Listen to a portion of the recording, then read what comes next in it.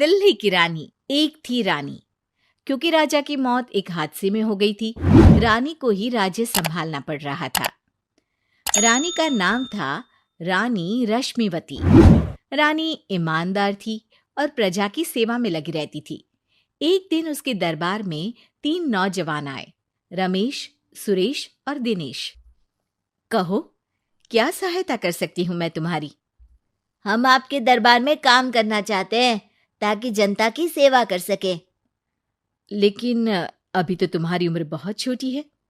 तुम लोगों को तो अभी अपनी पढ़ाई पर ध्यान देना चाहिए। हमारा मन पढ़ाई में नहीं लगता। माता पिता को लगता है कि हम किसी के लायक नहीं है और हम साबित करना चाहते हैं कि हम लायक हैं। उत्साह बहुत अच्छा है, मगर अभी उम्र कच्ची है तुम लोगों की। अरे उम्र से क्या होता है रानी जी? शास्त्रों में लिखा है कभी किसी के ज्ञान को उसकी उम्र के आधार पर नहीं देखना चाहिए।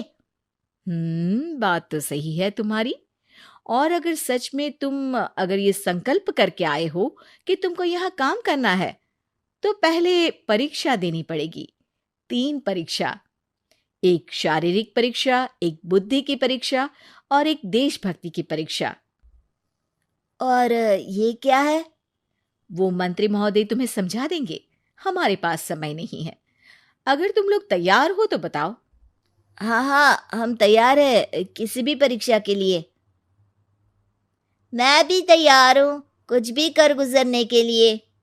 तो ठीक है मंत्री जी, आप इन तीनों की परीक्षा कल से ही शुरू कर दीजिए। जो आ गया रानी साहिबा।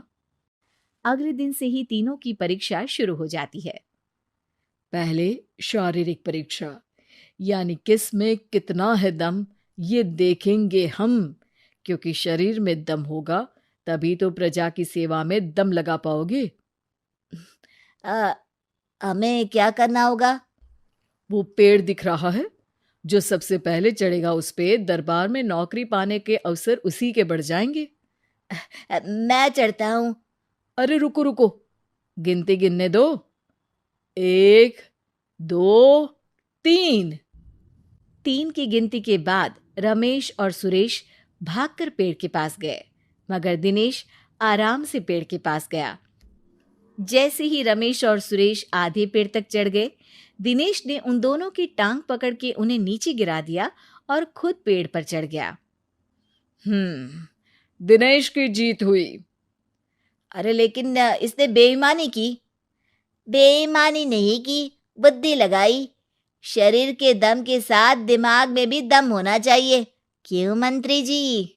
हाँ हाँ, बात तो तुम्हारी सही है, लेकिन बात अगर बुद्धि की है तो बुद्धि की असली परीक्षा हम कल लेंगे। शाम को जाकर मंत्री रानी को सब बता देते हैं। यानी दिनेश उन सब में ज्यादा होशियार है। जी रानी साहिबा। अगले दिन तीनों की बौद्धिक परीक्षा का समय होता है। आज हमें क्या करना है मंत्री जी? थोड़ा सब्र करो, कल जल्दबाजी में ही हारे थे तुम। सही कह रहे हैं मंत्री जी। अरे तू क्यों ज्यादा बोल रहा है? तू भी तो हारा था ना कल। ए दिनेश, ज्यादा होशियार मत बन। अरे अरे अरे, लड़ो मत। आज की परीक्षा पर ध्यान दो। आज की बौद्धिक परीक्षा में ये कुछ बोरे हैं, कुछ में नमक है और कुछ में रुई। जिसको जो ले जाना है उठा लो। देखते हैं कि कौन जल्दी से कोई भी एक बोरा नदी के उस पार लेकर जाता है। समय शुरू होता है अब। तीनों बोरों की तरफ बढ़ते हैं। सुरेश, नमक की बोरी भारी है, ले जाने में मुश्किल होगी। हाँ हाँ, सही कह रहा है, रुई हल्की है, हम दोनों रुई लेकर चलते हैं। अरे भाई, मैं तो नमक लेकर जाऊंगा। रमेश और सुरेश ये सोचकर हंसते हैं कि आज तो दिनेश हार ही जाएगा। दौड़ शुरू होती है। 1, 2, 3। तीनों नदी की तरफ भागते हैं। रुई में वजन कम होने के कारण रमेश और सुरेश आगे निकल जाते हैं और दिनेश थोड़ा पीछे।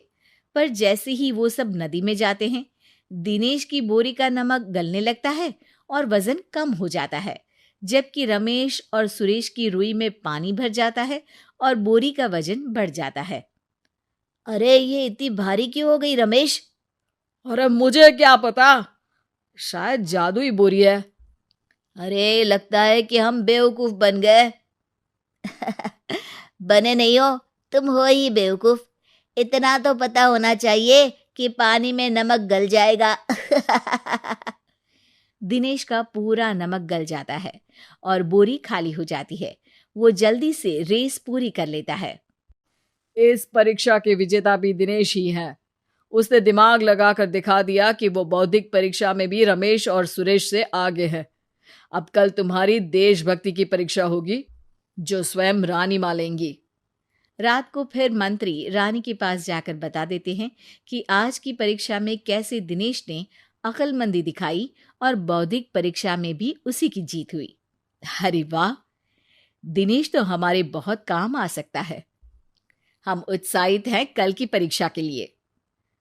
वो तो ठीक है रानी साहिबा, लेकिन हमने सुना है कि पड़ोसी राज्य का राजा आकाशदीप हमारे राज्य की सीमा में घुसपैठ कर रहा है। ये तो चिंता की बात है।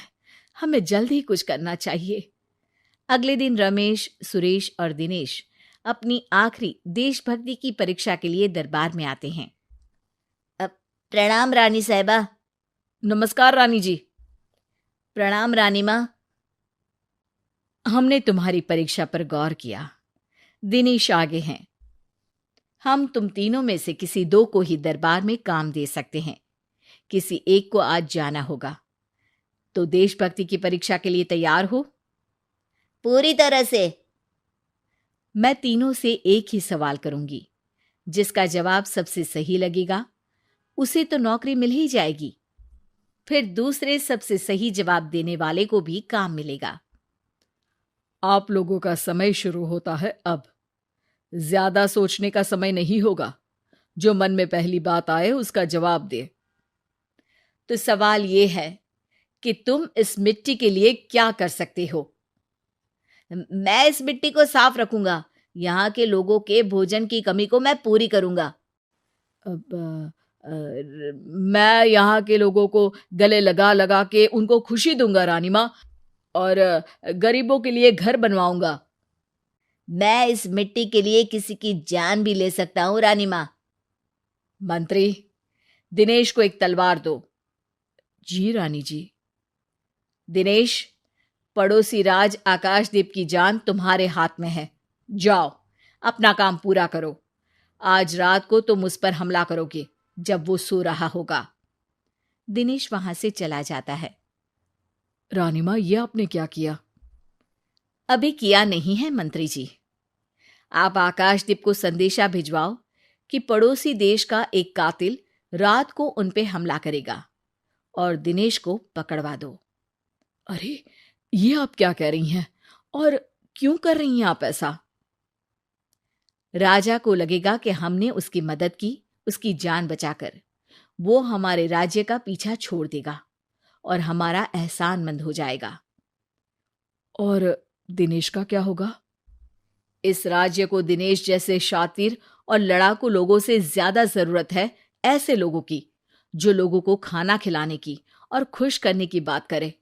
और ये गुण सुरेश और रमेश में है। इन्हें नौकरी दे दो। दिनेश बहुत चतुराई से नौकरी हड़पना चाहता था, जिसके लिए उसने रमेश और सुरेश जैसे दोस्तों का भी नुकसान किया। पर रानी ज्यादा चतुर निकली। उसने एक तीर से दो निशाने लगाए।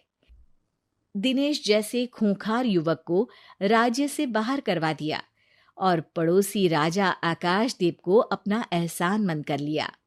पूरा दरबार रानी की जय जयकार कर रहा था।